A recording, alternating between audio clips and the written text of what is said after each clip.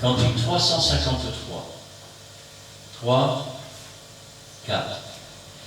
Ensemble nous pouvons chanter, ensemble nous pouvons prier, élever la voix et adorer celui qui nous a réunis.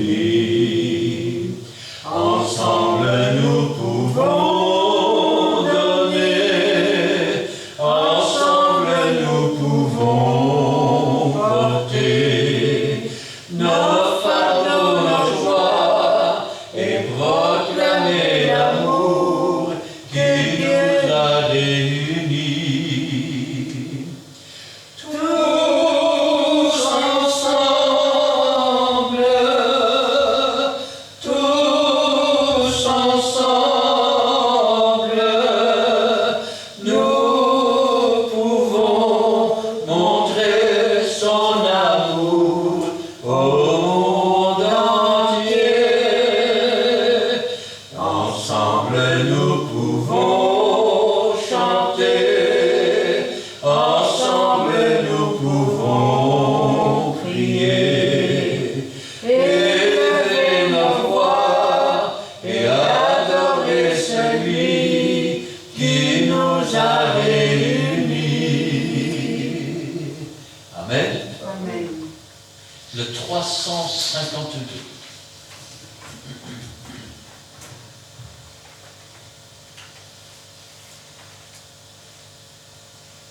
3, 4. Embrase-moi de ton feu, de ta flamme, du feu sacré, Seigneur, de ton autel. Dans ta bonté, viens donner à mon âme la sainte ardeur de ton souffle éternel. Embrase-moi de ton amour sublime. Rends-moi capable, ô bien-aimé Sauveur, de m'élever sur cette haute cime, meurtri s'il faut, mais malgré tout vainqueur. Oh, viens aussi m'embraser de ton zèle, car je le sais, je ne puis te servir si jour par jour me prenant sous ton aile, tu ne viens pas me guider, me bénir. Revêt-moi donc, Seigneur, de ta puissance. Remplis mon cœur de paix, d'amour, de foi, pour qu'en tout lieu j'apporte l'espérance, le doux parfum de ton nom divin, roi. Amen. Amen. Et le 355.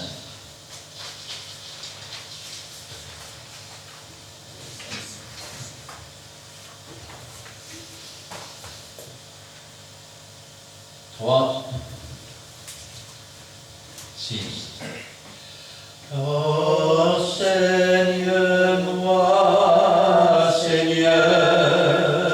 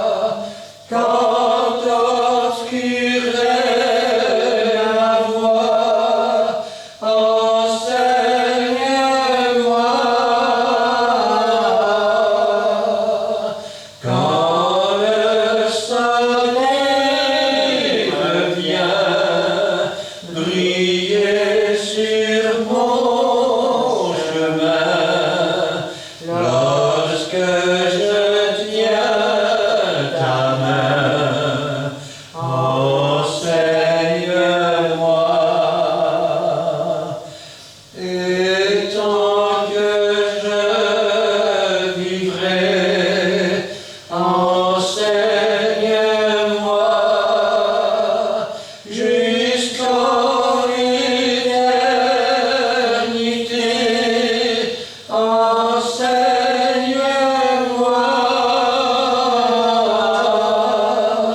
jusqu'à ce que je sois, Seigneur, tout près de toi, dans le séjour du roi.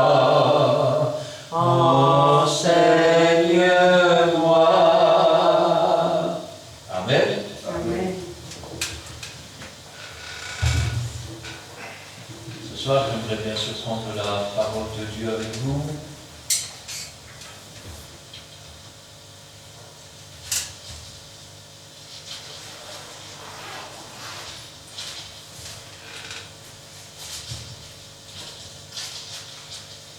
Dans le premier épître de Pierre, chapitre 5, et nous lirons là les 11 premiers versets. Je vais demander à Gina de remettre la parole du Seigneur entre ses mains. Merci Seigneur pour ta parole bénie d'aujourd'hui. Je remets ton serviteur que tu t'es choisi entre tes mains bénies, qui t'efface plus, pour que ce soit toi qui parles à travers lui, et oint-le de ton Saint-Esprit, remplis-le de ta sagesse, de ton amour et de ton intelligence, et prépare nos cœurs, Seigneur, à recevoir cette parole qui est vraie, afin que nous puissions, Seigneur, l'accepter, la méditer, mais surtout la mettre en pratique. Car nous sommes une lettre lue et vue par le monde. Apprends-nous, Seigneur, à t'obéir comme tu le désires et à faire ta volonté. Gloire te soit rendue dans le beau nom de Jésus-Christ. Amen. Amen. Voici les exhortations que j'adresse aux anciens qui sont parmi vous, moi, ancien comme eux, témoins des souffrances de Christ et participants de la gloire qui doit être manifestée.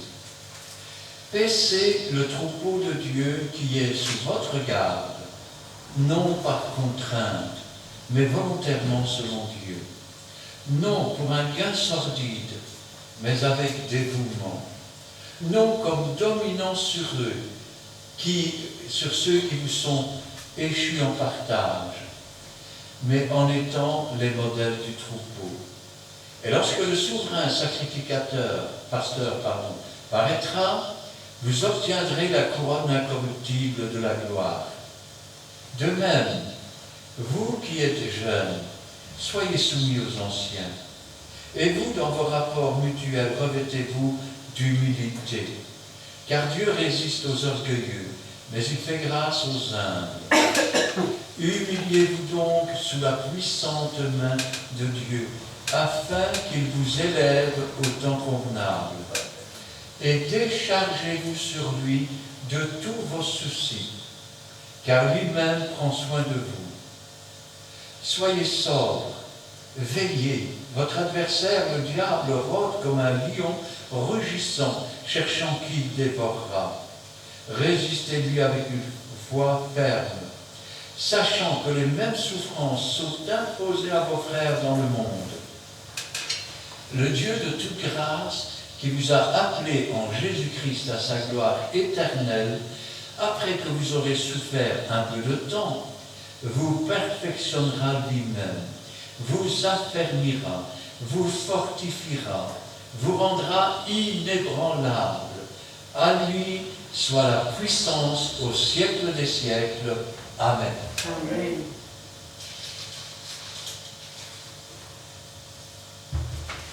Pierre parle aux anciens. Et voici les exhortations.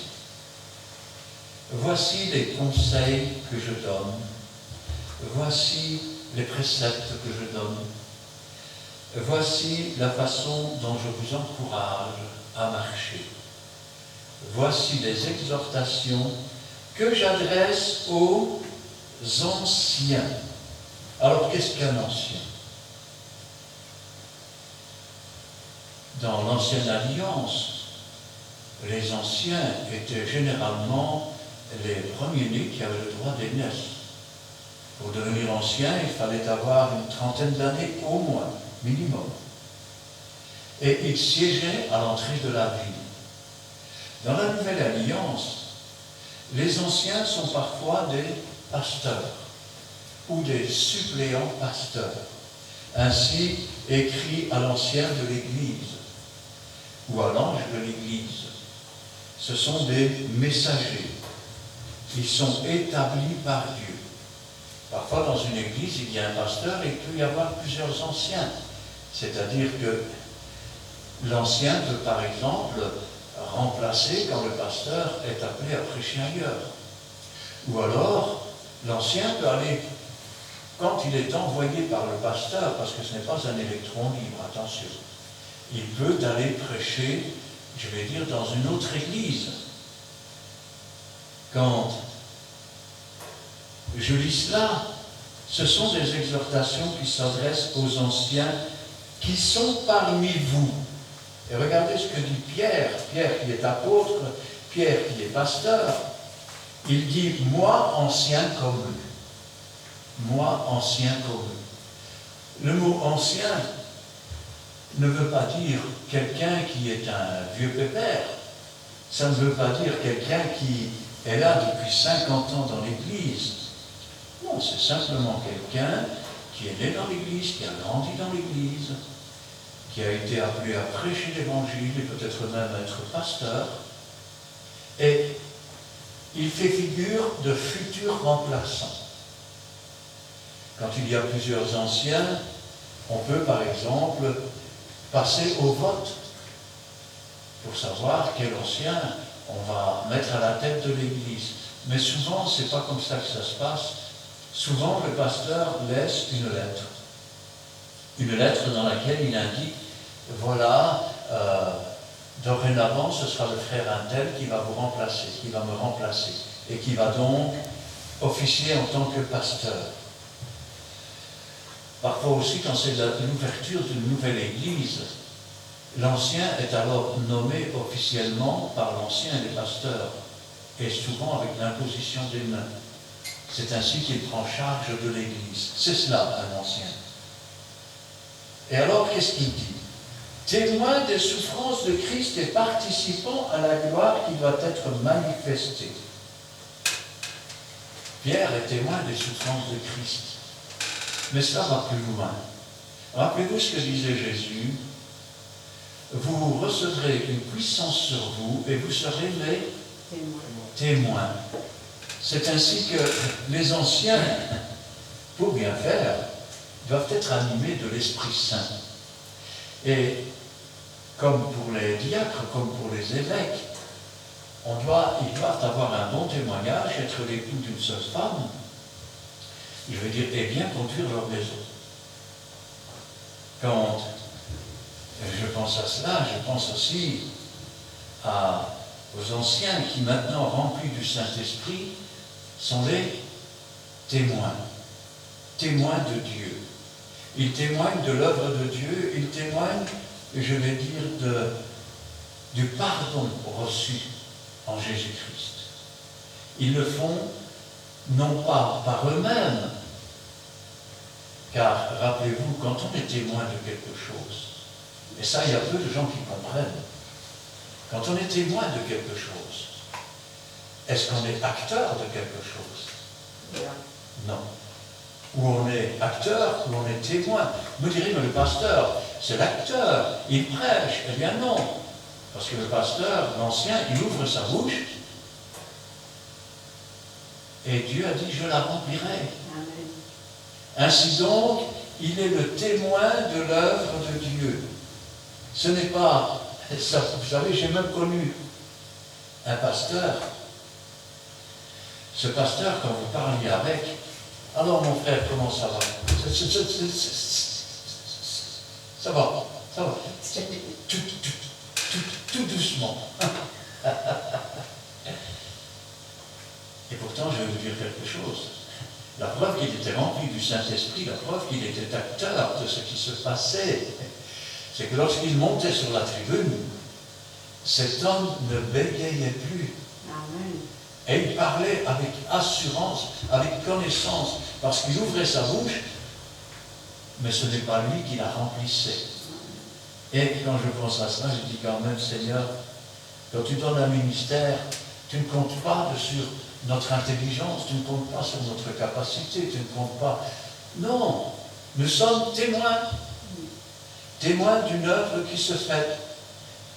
J'ai cru en Dieu, j'ai ouvert ma bouche, il a rempli, et je suis témoin des choses qu'il dit. Vous verrez ça aussi, jeunes chrétiens, quand vous commencerez à parler de Jésus, et que lorsque vous aurez terminé de parler de Jésus, vous direz, mais où est-ce que j'ai été chercher tout ça? J'en suis surpris moi-même. C'est toujours la surprise quand Dieu agit, parce qu'il est au-delà de tout ce que nous pensons, de tout ce que nous imaginons. Et regardez, paisser le troupeau, faire paître le troupeau. Nous avons un modèle, Jésus-Christ. Regardez ce que David disait de lui. L'Éternel est mon berger, je ne manquerai de rien. Il me conduit dans les verts pâturages. C'est dans les verts pâturages que l'on se nourrit. C'est certainement pas dans les déserts morts et sans vie. Alors, paisser le troupeau. Pourquoi dit-il que les anciens doivent paître le troupeau? Ça tombe sous l'évidence, non? Mais rappelez-vous que dans l'Ancien Testament, il est inscrit qu'il y a des pasteurs qui se paissent eux-mêmes. Ça veut dire qu'ils se nourrissent de leur propre volonté, de leur propre nourriture.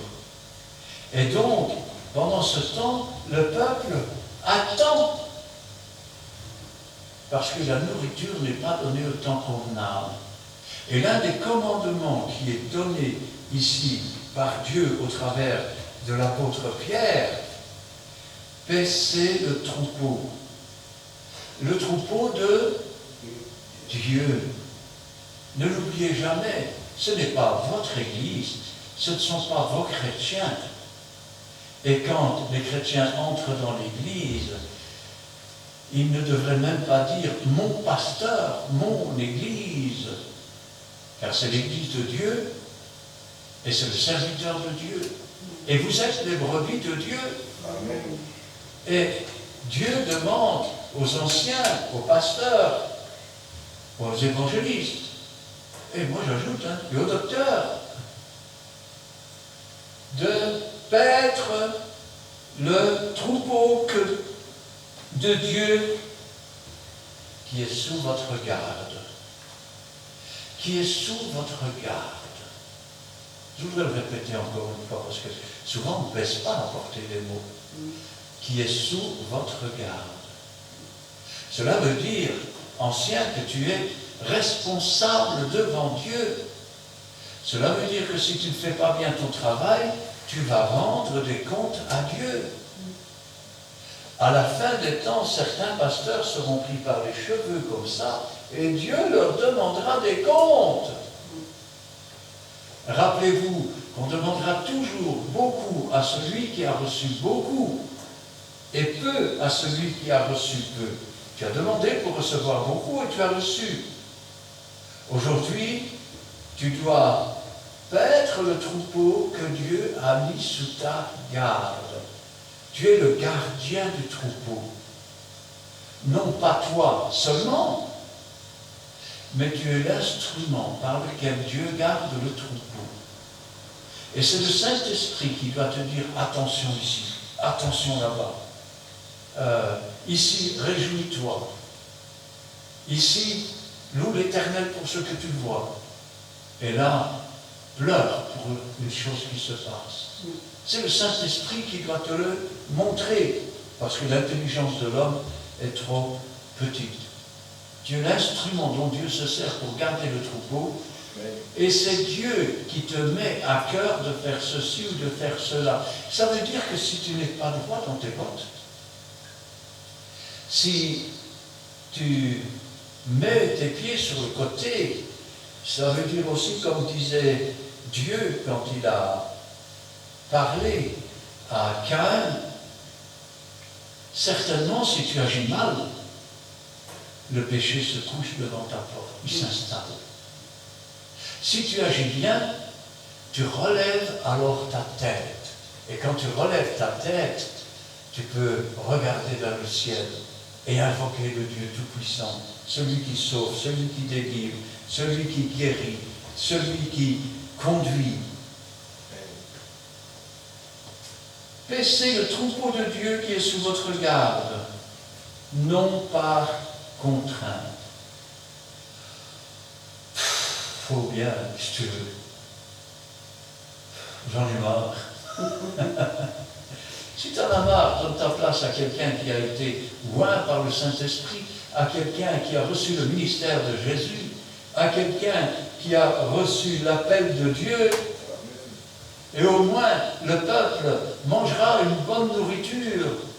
Elle ne mangera pas du... Vous savez, c'est ce que moi j'appelle du réchauffé. D'ailleurs, souvent après la réunion, on me dit « Frère, je dis écoute, je ne fais pas par cœur. » Ça veut dire que quand je rate une vidéo, par exemple, eh bien, et je ne la refais pas parce qu'il n'y a rien de par cœur là-dedans. Est-ce que vous aimez le réchauffer? Il faut donner la nourriture en son temps. Et le temps de Dieu, ce n'est pas notre temps à nous. Il faut donc que ce soit aussi sans contrainte, mais volontairement, selon Dieu. Et remarquez ce qui est ajouté, selon Dieu, et pas volontairement, selon mes propres envies. Ainsi, je paie le troupeau volontairement, selon ce que Dieu me donne, selon ce que Dieu veut que je partage avec le troupeau. Non pour un gain sordide. On ne devient pas ancien, on ne devient pas pasteur, on ne devient pas pour l'argent. Les gens qui commencent à vouloir, je vais dire, tirer du profit et des gains à partir de l'évangile, à partir, je vais dire, ils ne servent pas Dieu. Ils se servent de Dieu pour remplir leur ventre. Ce n'est pas comme ça qu'on travaille. C'est un gain sordide. Sordide. Donc, non pour l'argent. Quand je pense à cela, je pense à Judas qui tenait la caisse pour l'argent. Il a vendu Jésus. Et si vous voulez être pasteur pour l'argent, vous ne serez jamais rien. En tout cas, vous ne recevrez rien de Jésus. Vous serez peut-être un bon orateur. Vous attirerez peut-être des gens du monde. Vous remplirez peut-être vos poches. Pourquoi pas? Mais le Saint-Esprit n'habitera jamais en vous. Et à la bonne archange, un signal donné par Dieu, vous ne ressusciterez pas. Vous devrez attendre la seconde résurrection après le millénium. Quant à votre mort, pendant que les gens derrière votre cercueil diront « c'est toujours les meilleurs qui s'en vont », Dieu, lui, on ne le doute pas. Vous serez alors comme ce riche dans le séjour des morts, où il y a des pleurs et des grincements de dents. Et peut-être direz-vous « allez dire à ma famille pour qu'elle ne vienne pas ici ». Peut-être direz-vous aussi, je ne savais pas, mais ce sera trop tard. Ainsi donc, non pour un gain sordide.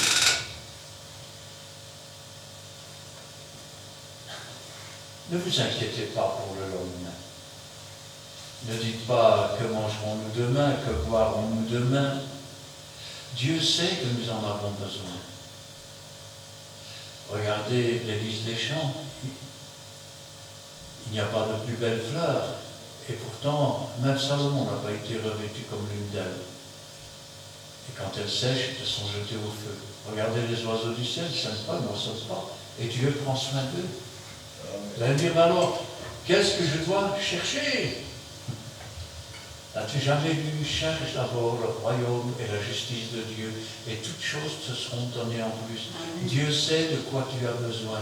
Cherche d'abord pour ton âme, cherche d'abord pour ton salut, cherche d'abord pour ta vie spirituelle.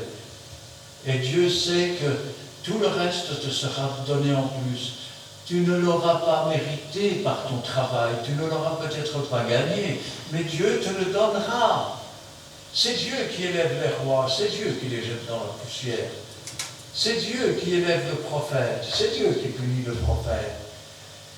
C'est Dieu qui appelle Jésus, donne le ministère, le Saint-Esprit donne la nourriture au temps convenable.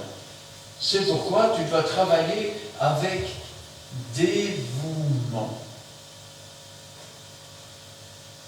Oh, je ne comprends pas bien ce que tu dis, mon frère. Alors je vais t'expliquer. Quand tu allais au cours de l'école, que tu arrivais, que tu t'asseyais sur les bancs, il faut encore travailler. Tu rentres à l'école, à la maison, tu vas faire tes devoirs. Je ne peux pas jouer 2 minutes, j'en ai marre. Hein? Ça s'est terminé comment? Tu as recommencé combien de fois tes années? Tu n'auras pas 2 vies pour recommencer une vie. Tu n'as que celle-ci. Alors, ne la gaspille pas parce que les années passent vite. Approche-toi et travaille vraiment pour Dieu. Resserre les cordages au pied du mât. Que la voile soit tendue par le souffle de l'esprit et que tu puisses aller dans la direction que Dieu a choisie pour toi. De cette façon, tout sera possible pour toi, car tout est possible à celui qui croit. Ne t'ai-je pas dit que si tu crois, tu le verras s'accomplir? Or, sans la foi, il est impossible d'être agréable à Dieu. Il faut croire dans la rémunération de Dieu. Travaille avec dévouement. Non comme dominant sur ceux qui vous sont échus en partage. Es-tu donc encore ignorant pour entrer dans l'église et dire, ici c'est moi qui est chef, c'est moi qui est maître? Mais tu n'es le maître de personne. Tu n'es le chef de personne. Et le troupeau ne t'appartient pas. Retire-toi ça de la tête tout de suite. Tu es un instrument que Dieu a établi pour être en quelque sorte le surveillant avec l'aide et avec la vision de Dieu. Mais toi-même, n'es-tu pas une brebis du Seigneur? Et ceux que Dieu t'a confiés ne sont-elles pas des brebis du Seigneur?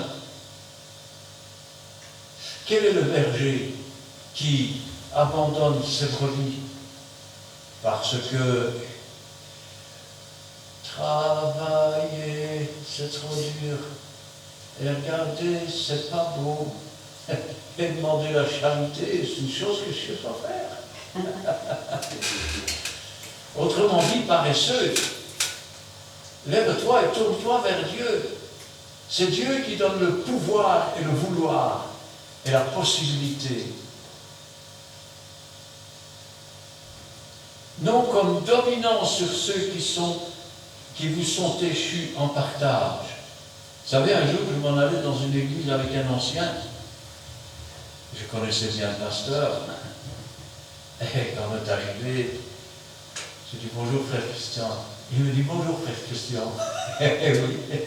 Alors, l'ancien qui était avec moi, il dit bonjour frère Christian. Et puis il s'en va près d'un homme qui était à côté. Il dit bonjour frère. Et l'homme lui dit ah non, pasteur. Alors l'ancien dit excusez-moi monsieur le pasteur, je ne savais pas. Alors je ne dis rien. Je dis bonjour à cet homme et je lui dis bonjour monsieur le pasteur. Il me dit bonjour frère. Ah non, pasteur s'il vous plaît. Une autre fois j'étais dans une réunion. Il y avait plusieurs pasteurs et les pasteurs devaient se présenter. Vous savez, parfois, quand il y a des situations où c'est le Saint-Esprit lui-même qui est outragé et qui met cet outrage en vous.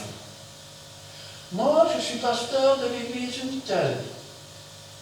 Moi, je suis pasteur de l'église une telle et aumônier de l'église une telle. Ah, moi, je suis pasteur de l'église un tel et je suis éducateur. Quand le pasteur est arrivé à moi, il me dit « Et toi, frère, présente-toi. » Alors je me suis levé comme les autres. Je dis « Moi, je suis un misérable pécheur sauvé par grâce et que Dieu a appelé à être serviteur. » Et je me suis rassis. « Et vous, frère, à côté ?» « Moi, je suis comme lui, qu'il a dit. » Parce que ça sentait l'orgueil, ça sentait la domination. Retirez-vous de là, que me voici, que me voilà, et que c'est moi. Mais fais mourir le moi. Tu ne t'appartiens plus. C'est à lui, à celui qui est, à celui qui a dit « je suis ».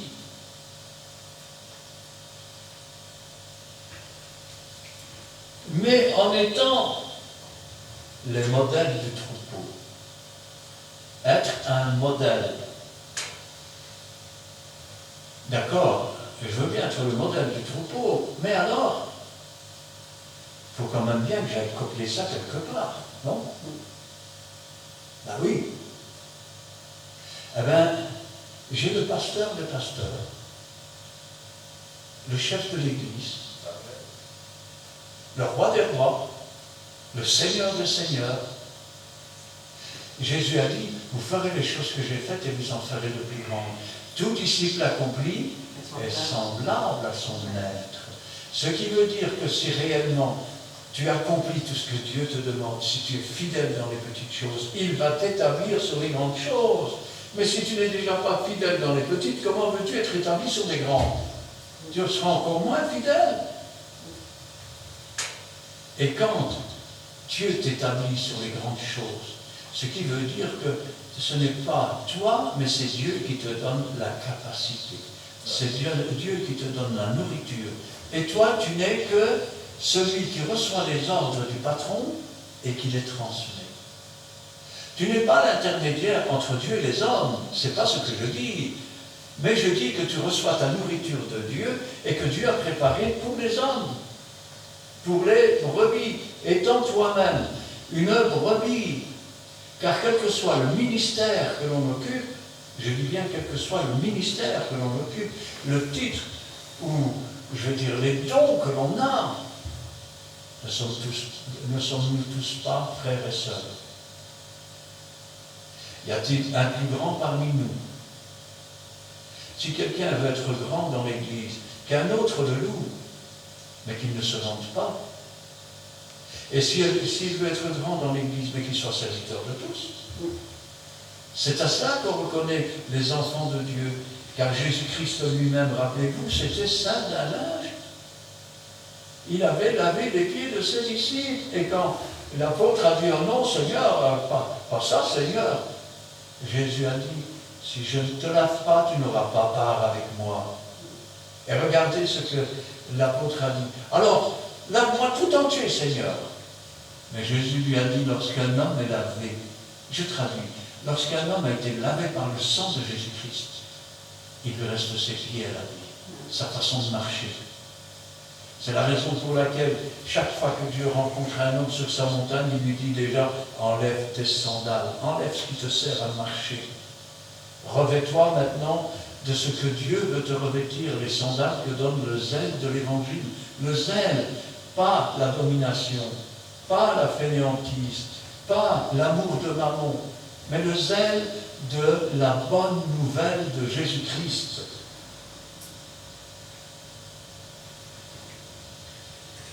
Et lorsque le souverain pasteur paraîtra, vous obtiendrez la couronne incorruptible de la gloire. Entends ce que je dis? Il y a une couronne. Elle est prête.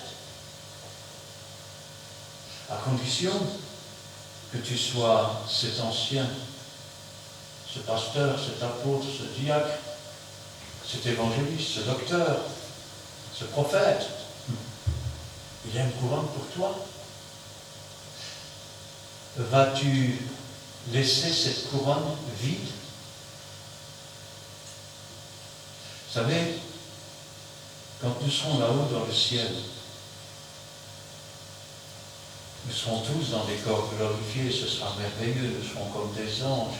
Tu auras essuyé toute larme de nos yeux. Mais il y en a un dont le corps sera toujours marqué par les trous dans ses mains, les trous dans ses pieds, le flanc déchiré. Et c'est Jésus. Voulez-vous que le jour de l'enlèvement, quand l'Église aura été enlevée dans le ciel, Jésus se mette à pleurer? Et vous dites, je ne comprends pas. Rappelez-vous quand Jésus est arrivé à Jérusalem, Jésus s'est mis à pleurer.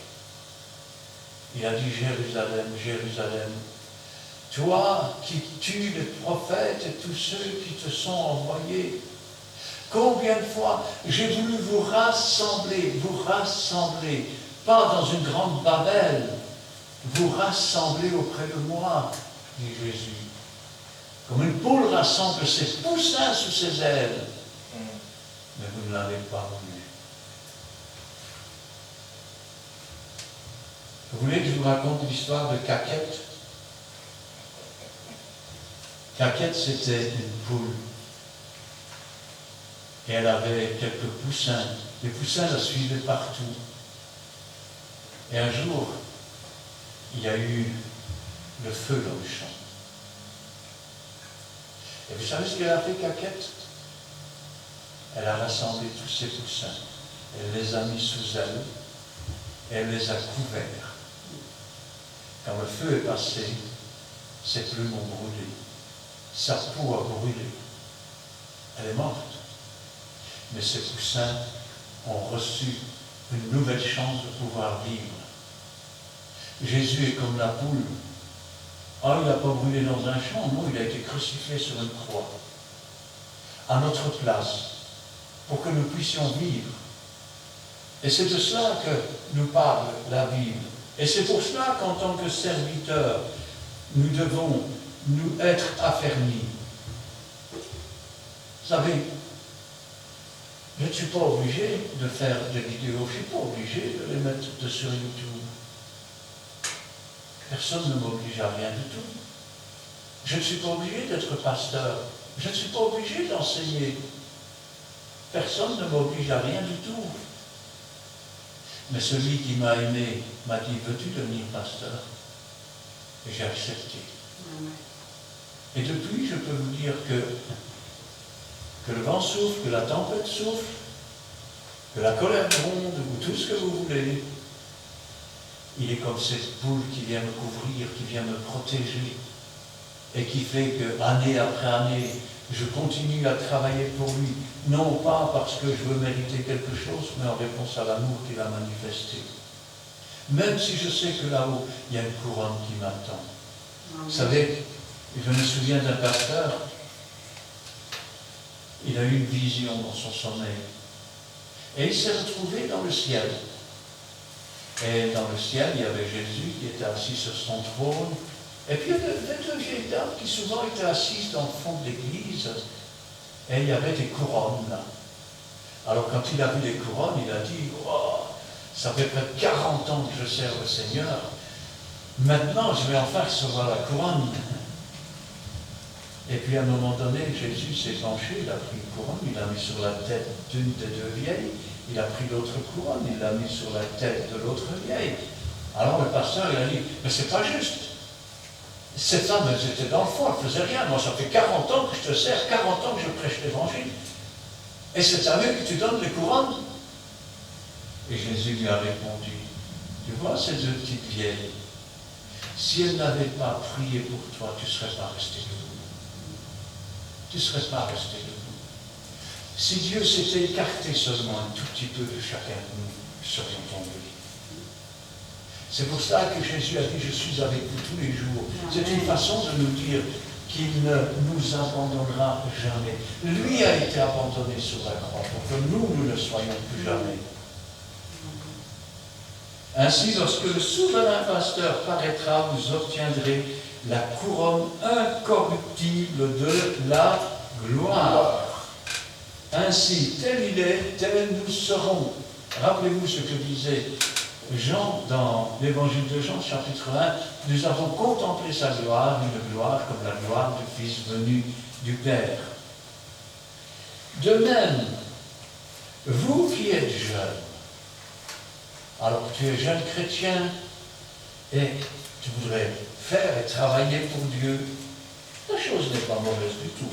À condition que ce ne soit pas de l'orgueil, à condition que ce ne soit pas pour en faire un métier, mais que ce soit vraiment pour entrer dans les directives et dans les voies que Dieu a tracées. De même, vous qui êtes jeunes, soyez soumis aux anciens. Ne vous rebellez pas contre les anciens. Quand un ancien appartient vraiment à Dieu, c'est Dieu qui parle au travers de lui. C'est Dieu qui agit au travers de lui. Si tu t'opposes à l'ancien, tu vas t'opposer à Dieu. Regarde ce que Jésus dit. Quand j'étais malade, vous m'avez visité. Quand j'avais faim, vous m'avez donné... Pardon, quand j'étais malade, vous m'avez soigné. Quand j'avais faim, vous m'avez donné à manger. Quand j'étais en prison, vous m'avez visité. Mais Seigneur, quand est-ce qu'on a vu cela? Toutes les fois que tu as fait cela à l'un des plus petits des miens. C'est à moi que tu l'as fait. Ça veut dire que quand tu te dresses contre l'ancien qui, je parle du véritable ancien qui a reçu son ministère de Jésus et qui a reçu le Saint-Esprit réellement, eh bien, tu t'opposes alors à Dieu lui-même. C'est pour ça qu'il est dit, soyez soumis aux anciens, et tous dans vos rapports mutuels, c'est-à-dire dans vos rapports les uns avec les autres, dans une... Comment est-ce que je vais expliquer ça? Dans un rapport qui n'est pas un rapport de force, dans un rapport de dialogue. Revêtez-vous d'humilité.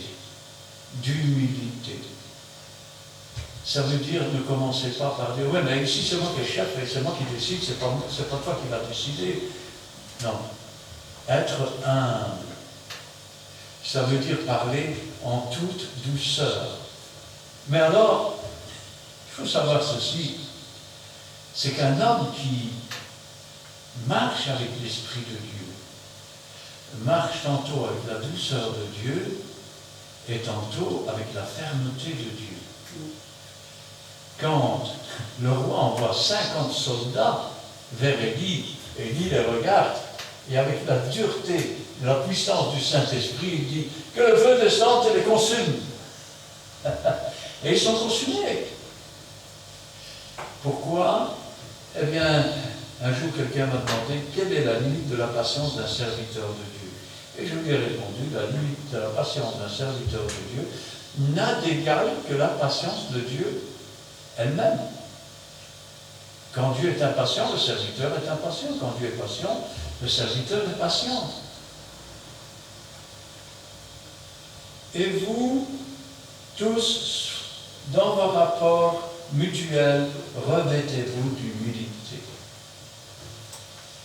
Parfois, nous devons faire preuve presque d'agressivité. Alors, je vous explique un cas qui est arrivé il y a de cela environ une trentaine d'années. Le pasteur m'avait demandé à l'époque de venir avec lui parce qu'il y avait des choses graves qui se passaient. Il y avait un homme, sa femme, et puis elle avait la belle-mère qui l'accusait de lui faire des manières quand il était dans la cuisine, de se frotter sur elle quand il passait à côté d'elle. Et l'homme disait non, c'est pas vrai, j'ai jamais fait ça.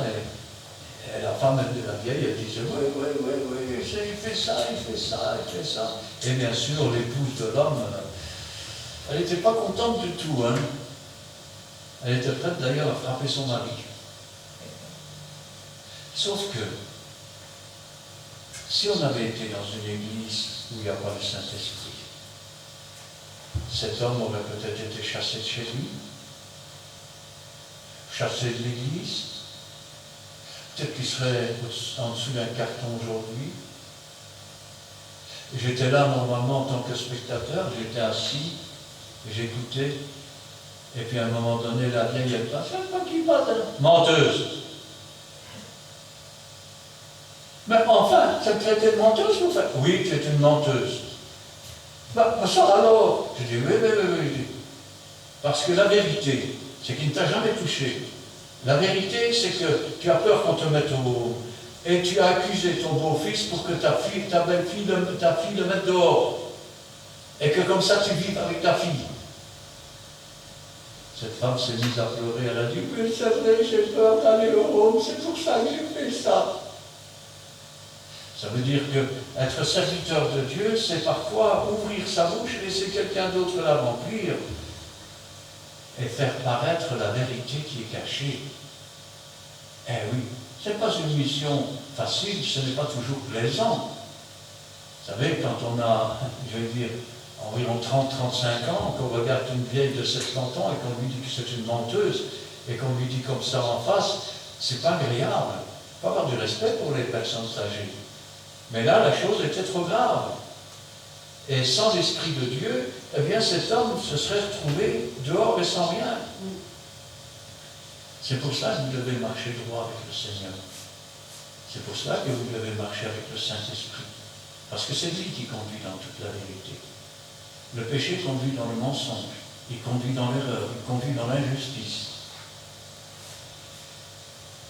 Et vous, dans vos rapports les uns avec les autres, ou mutuels, revêtez-vous d'humilité. Car Dieu résiste aux orgueilleux, mais il fait grâce aux humbles. Je vais le dire autrement. Dieu abaisse les orgueilleux, il élève les humbles. Humiliez-vous donc sous la puissante main de Dieu. Au lieu de vous redresser comme un coq et de dire « Voici, c'est moi que voici, que voilà », humiliez-vous, courbez-vous devant Dieu. N'essayez pas de vous montrer comme étant quelqu'un de fort, car rappelez-vous, même l'apôtre Paul disait « C'est quand je suis faible que je suis fort ». Pourquoi? Parce que quand il reconnaissait sa faiblesse et qu'il était dans la faiblesse, il était un peu comme un animal qui était bloqué entre quatre murs. C'est alors que la force lui vient du Seigneur pour triompher. C'est la même chose avec le péché. Quand vous reconnaissez vos faiblesses, si vous êtes comme l'ivrogne qui dit « Mais moi, j'arrête quand je veux », vous ne serez jamais délivré non plus. Il faut d'abord avoir une prise de conscience des choses. Car Dieu résiste aux orgueilleux, mais il fait grâce aux humbles. Humiliez-vous donc sous la puissante main de Dieu, afin qu'il vous élève au temps convenable, au temps fixé par Dieu, pas avant. Et si vous ne vous humiliez pas devant Dieu pour ne devenir qu'un instrument, si, autrement dit, si c'est vous qui essayez de tirer les ficelles et Dieu n'a qu'à être une marionnette, vous ne serez jamais élevé au temps convenable. Vous serez toujours abaissé. Abaissé pourquoi? Parce que le diable, qui est l'accusateur des frères, ne se gênera pas pour montrer aux frères et aux sœurs tous vos défauts et pour vous accabler, vous écraser. Ainsi donc, humiliez-vous sous sa puissante main afin qu'il vous élève au temps convenable, afin que le moment venu, vous puissiez occuper le ministère qu'il a préparé dès avant la fondation du monde pour vous, afin que vous puissiez entrer dans les œuvres qu'il a préparées pour vous dès avant la fondation du monde, et qu'ainsi sa volonté s'accomplisse. Quand tu dis que ton règne vienne, ce n'est pas simplement « Seigneur, reviens un jour pour régner », mais cela veut dire « Seigneur, règne dans mon cœur, dans ma vie, dans mes pensées, dans mes paroles, dans mes actions, que je sois l'instrument entre tes mains, et qu'ainsi, humilié s'il le faut, je puisse être élevé au temps fixé par Dieu, au temps convenable. Et déchargez-vous sur lui de tous vos soucis.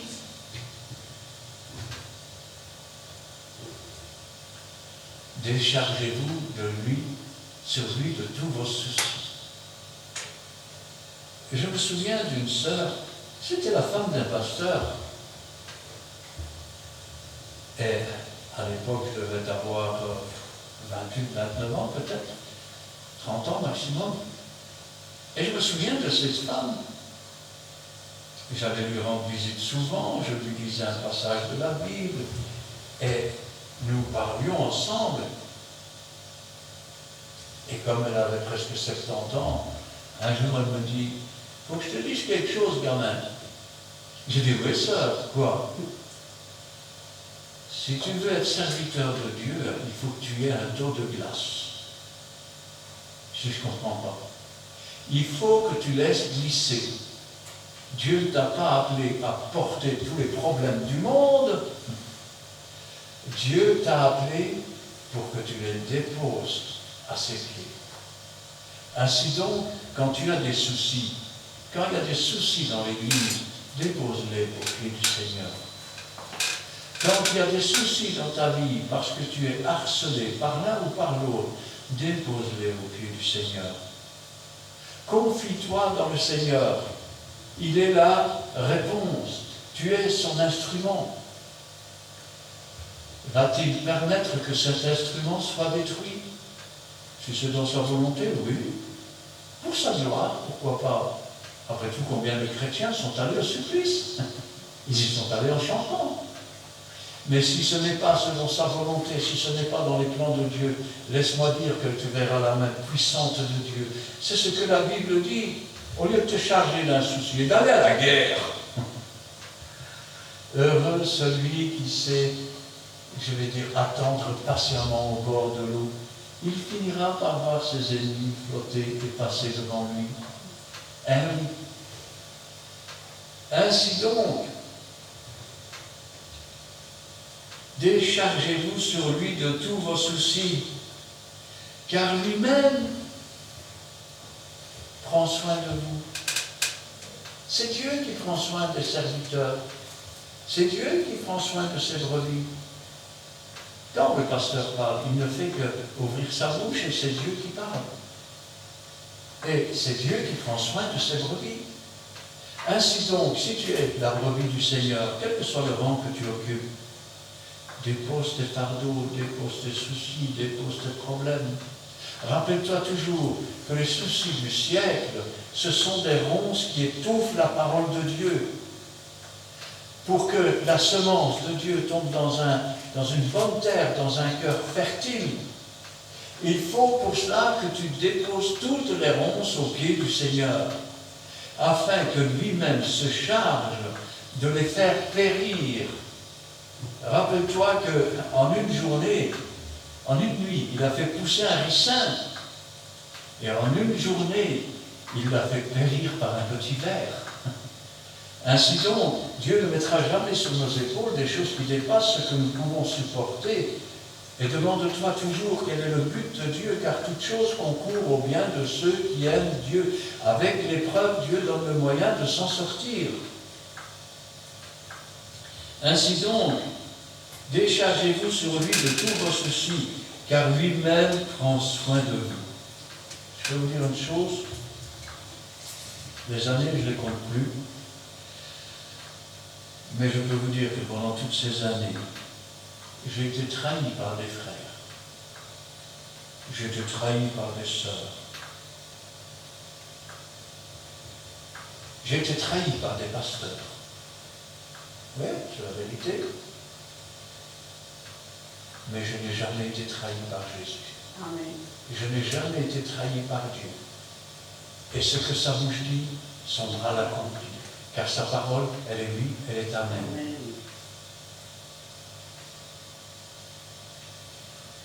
Soyez sobre.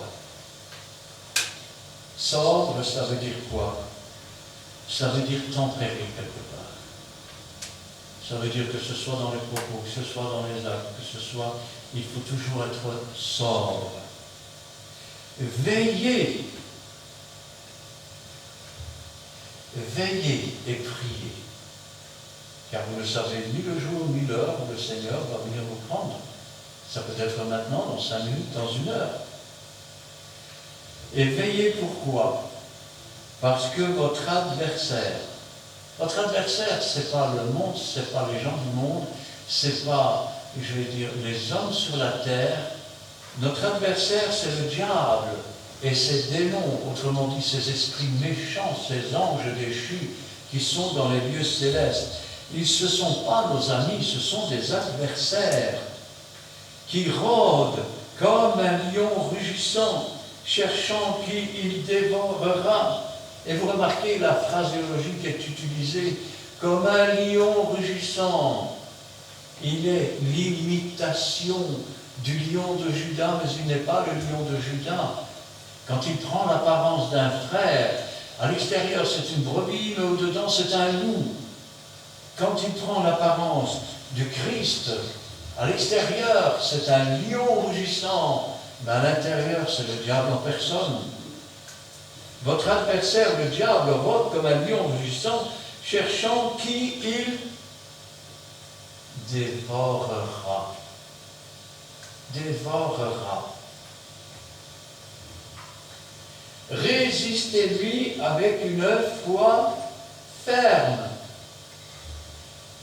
Comment puis-je avoir une foi ferme? La foi vient de ce qu'on entend. Mais elle vient aussi des expériences que l'on fait au fur et à mesure des années, des miracles, des prodiges, des choses qu'on n'imaginait pas avant de les avoir vues par soi-même. C'est comme un livre de souvenirs qui est à l'intérieur et qui parfois, dans la détresse, vous rappelle que vous avez un Dieu qui est puissant, qui ne fait pas ce qu'il peut, mais il fait exactement ce qu'il veut. Amen. Ainsi, résistez-lui avec une foi ferme.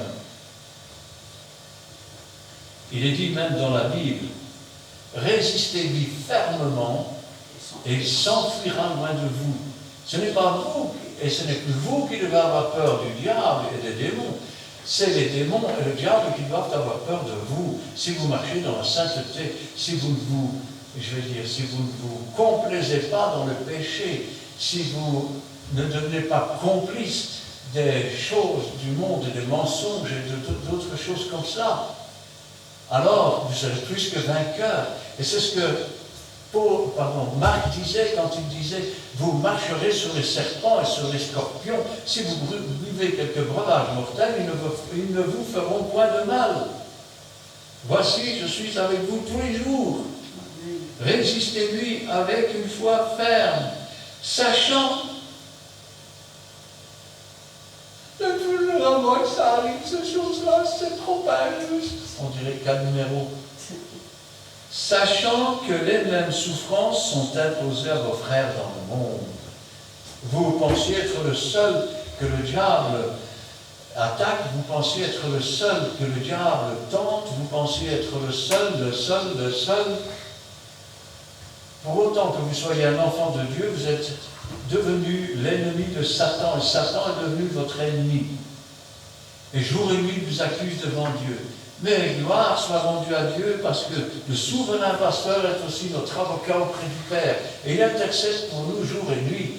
Dieu ne nous abandonne pas. Nous, parfois, nous faisons des choses et nous ne pensons pas à Dieu pendant que nous les faisons. Mais Dieu ne cesse de penser à nous jour et nuit.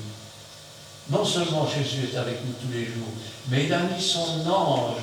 Et regardez, il campe autour de nous afin de nous arracher au danger. Dieu prend soin de ses brebis. Le Dieu de toute grâce qui vous a appelé en Jésus-Christ à sa gloire éternelle, après que vous aurez souffert un peu de temps. Pourquoi dois-je souffrir un peu de temps avant? N'avez-vous jamais lu? Bien que fils, Jésus a appris par les choses qu'il a souffertes, l'obéissance et la foi. Ainsi donc, nous marchons dans les traces de Jésus, et c'est par les choses que nous allons souffrir que nous allons apprendre l'obéissance et la foi. Ainsi, après que nous aurons souffert pour un peu de temps, il vous perfectionnera lui-même, vous affermira, vous fortifiera et vous rendra inébranlable. Vous savez ce que c'est que quelque chose qui est inébranlable? C'est quelque chose qui est là. Vous pouvez faire tout ce que vous voulez avec stoïque. Ça veut dire que rien ne se marque sur son visage, rien ne l'attriste, rien ne l'atteint. Quand quelque chose l'atteint, c'est parce qu'il a compassion des souffrances de quelqu'un d'autre. Et il ne s'apitoie pas sur ses propres souffrances. Quand, je vais dire, il est comme cela, il est comme quelqu'un qui marche au milieu d'une tempête, mais le vent n'a aucune prise sur lui. Parce que la foi écarte le vent. Rappelez-vous ce que disait Jésus. Si tu as la foi comme un grain de sénévé, tu peux dire à cette montagne, jette-toi dans la mer, elle se jettera. Il vous rendra inébranlable, ça veut dire indestructible, pas possible d'atteindre, pas possible d'affaiblir, parce que la toute-puissance de Dieu est là. Et quand la toute-puissance de Dieu est là, que je vive ou que je meure, j'appartiens au Seigneur. On peut rentrer dans le feu comme Shadrach, Abednego et Hadrach, et en ressortir avec simplement les liens qui sont brûlés. C'est une belle image, car l'épreuve, c'est le feu. Et le feu, si Dieu l'a permis, c'est pour brûler les derniers liens qui nous tiennent encore. Et ainsi, pour que nous devenions des hommes et des femmes puissants dans la foi, puissants dans l'œuvre, puissants dans la parole de Dieu. Pourquoi? Parce que ce n'est plus nous qui vivons, c'est Christ qui vit en nous. À lui, à celui qui est, à Jésus qui a dit « Je suis ». À lui soit la puissance. Rappelez-vous ce qui est marqué dans la Bible. Cette grande puissance de Dieu a été mise dans des vases de terre, afin que nous ne nous enorgueillissons pas, afin que nous ne montions pas en orgueil, mais que nous attribuons cette puissance à Dieu lui-même. Ainsi, comme il est dit, à lui soit la puissance au siècle des siècles. Amen. Et j'ajoute, Amen. Amen. Nous allons prier. Éternel, notre Dieu, notre Père, nous te louons, nous te rendons grâce. Béni sois-tu, gloire à toi, Seigneur, parce que ta parole est la vérité et la vie. Ce que ta bouche dit, ton bras l'accomplit. Tu es le même hier, aujourd'hui, éternellement. Tu es celui qui sauve, tu es celui qui délivre, tu es celui qui guérit. Tu es celui, Seigneur, qui veille sur tes serviteurs et tes servantes. Tu es celui, Seigneur, qui nous a aimés jusqu'à donner ta propre vie sur cette croix du Calvaire. Tu es celui, Seigneur, qui veille sur nous, qui nous protège. Tu es celui qui a mis ton ange autour de nous. Tu es celui qui nous conduit un pas à la fois, de victoire en victoire, pour le grand jour où nous recevrons cette couronne de gloire, que nous n'aurons même pas mérité, Seigneur, mais que toi, tu auras mis en nous le vouloir et le pouvoir afin que nous accomplissions les œuvres que tu avais préparées d'avance. Et qu'ainsi, étant des instruments entre tes mains, nous recevions notre récompense, non pas pour avoir obéi à telle chose ou à telle chose, mais pour t'avoir laissé diriger nos vies, nos âmes, nos cœurs, nos pensées, nos paroles et nos actions, afin que nous soyons tels que tu voulais que nous soyons, et que toute la gloire te revienne. Gloire au Père, gloire au Fils, et gloire au Saint-Esprit. Amen. Amen. Amen. Merci éternel Dieu de nous avoir avec l'être saint, de nous avoir révélé encore ce mystère. C'est un mystère de la puissance de la gloire de tes serviteurs. C'est pour ça que l'être saint nous dit merci pour ta parole. Nous voulons que l'être saint Seigneur fortifie l'être saint Seigneur. Donc, ton esprit m'accueille, tu l'as fait saint. Parle. Nous sanctifions l'être saint aussi, l'être saint qui est timide. Nous donnons encore les oreilles spirituelles pour comprendre ainsi que nous faisons. Merci, Père Saint.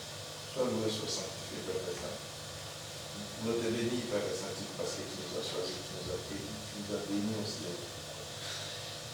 Nous revenons à toi, Père Saint, parce que tu es le seul maître. Tu es notre Seigneur, Père Saint. Nous te remercions, Père Saint, de nous avoir révélé encore ces choses cachées. Toutes ces choses cachées. Oh Père, que ton Esprit Saint, Père Saint, soit au milieu. Que ton fait, Père Saint, brille dans nos œuvres cachées. Nous te disons merci. Nous avons, Père Saint, notre tête élevée pour crier Christ en nous l'espérance, la gloire à toi, la puissance, Père Saint, du Saint-Esprit. Et la gloire nous partage. Parce que, Père Saint, nous voulons encore te laisser notre chemin de vie dans le creux de ta mère. Nous te bénissons parce que tu es notre protecteur, tu es notre bouclier, Père Saint, tu es notre refuge contre l'ennemi du diable. C'est pour cela, Éternel, que nous te disons merci pour toutes les bonnes choses que tu préserves pour nous, Père Seigneur. Sois glorifié, Père Saint.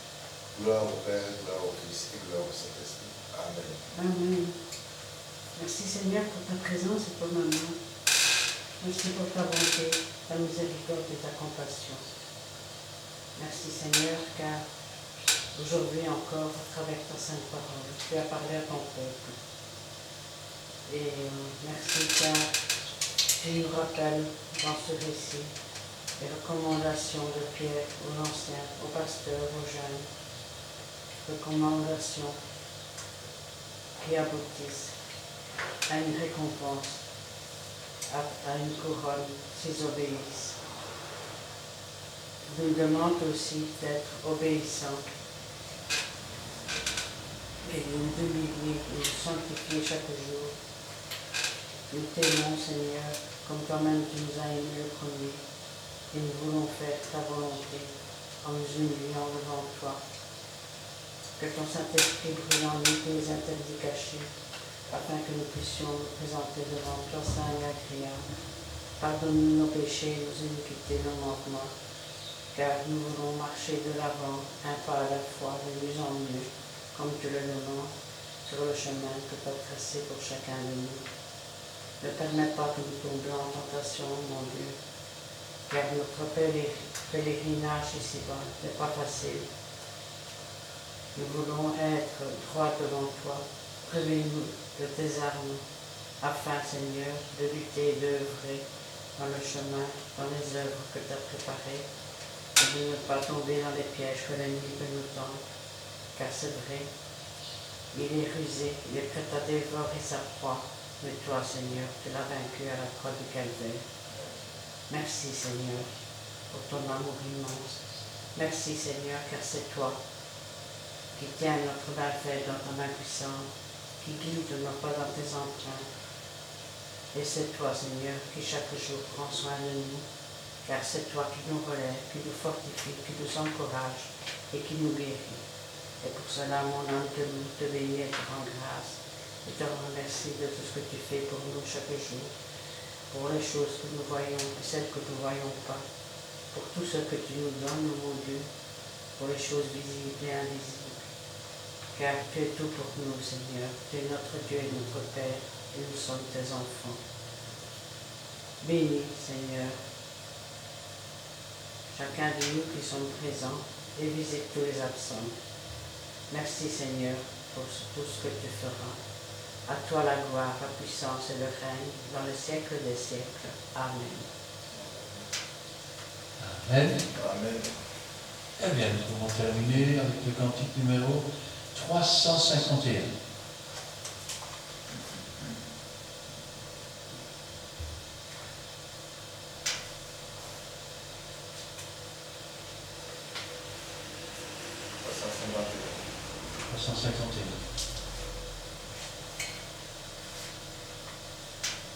Trois, quatre. Dans mon âme au soleil brille, son rayon doux et joyeux répand un éclat qui scintille, c'est le sourire de Dieu. Oh, quel beau soleil dans mon âme, il resplendit, illuminant tout.